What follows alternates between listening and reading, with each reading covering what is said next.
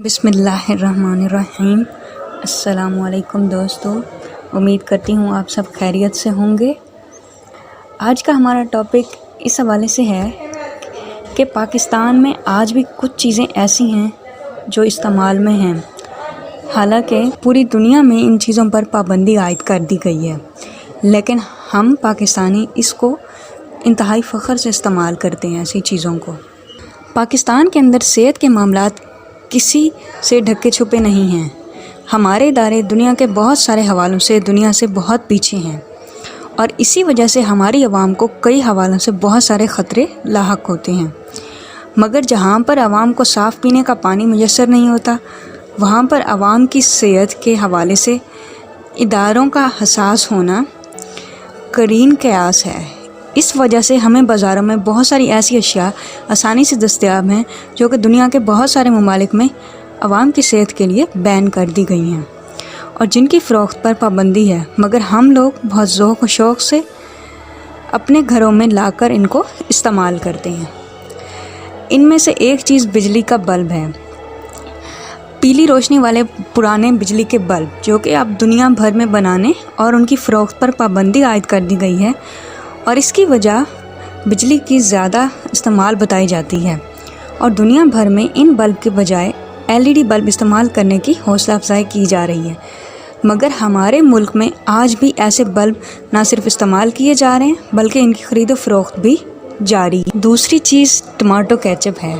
France के स्कूलों की कैंटीन में टमाटो केचप की फ़रोख्त पर सख्ती से पाबंदी आयद की गई है, जिसका सबब ये करार दिया जाता है कि इसका ज़्यादा इस्तेमाल बच्चों की ज़बान पर मौजूद टेस्ट बर्ड को ख़त्म कर देता है।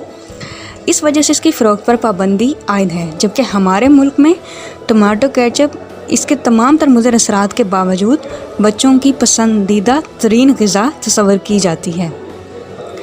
तीसरी चीज़ एनर्जी ड्रिंक्स, रेड बुल। आम तौर पर नौजवान लड़कों में एनर्जी ड्रिंक के तौर पर रेड बुल का इस्तेमाल बहुत आम है, मगर यही रेड बुल यूरोप के तमाम ममालिक में पाबंदी के ज़मरे में आती है क्योंकि इसका इस्तेमाल गुर्दों की बीमारी का बायस हो सकता है।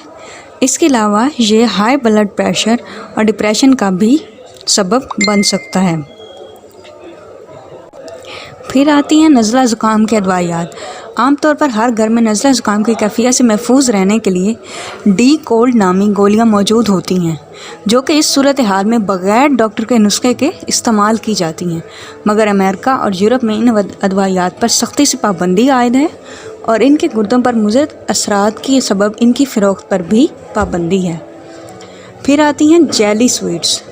दुनिया के बड़े ममालिक में, जिनमें अमेरिका, फ़्रांस और बरतानिया शामिल हैं, जेली स्वीट्स की फ़रोख्त पर इस वजह से पाबंदी आयद कर दी गई है क्योंकि इनके सांस की नाली में फंसने के इम्कानात बहुत ज़्यादा होते हैं और इससे बच्चों की सेहत को ख़तरात लाहक हो सकते हैं। मगर हमारे मुल्क में इन जेलीस की फ़रोख्त न सिर्फ खुलेआम जारी है बल्कि हम बहुत शौक़ से अपने बच्चों को ये खुद ला कर देते हैं। तो हमारे यहाँ बहुत सारे घरों में ये चीज़ें प्रैक्टिस हो रही हैं, हालांकि दुनिया भर में इनको बैन कर दिया गया है। उम्मीद करती हूँ दोस्तों आपको हमारा ये पैगाम पसंद आया होगा। अगर आपको हमारा ये पैगाम पसंद आया तो हमारी वीडियो को लाइक कीजिए, चैनल को सब्सक्राइब कीजिए। बहुत शुक्रिया दोस्तों। अल्लाह हाफ़िज़।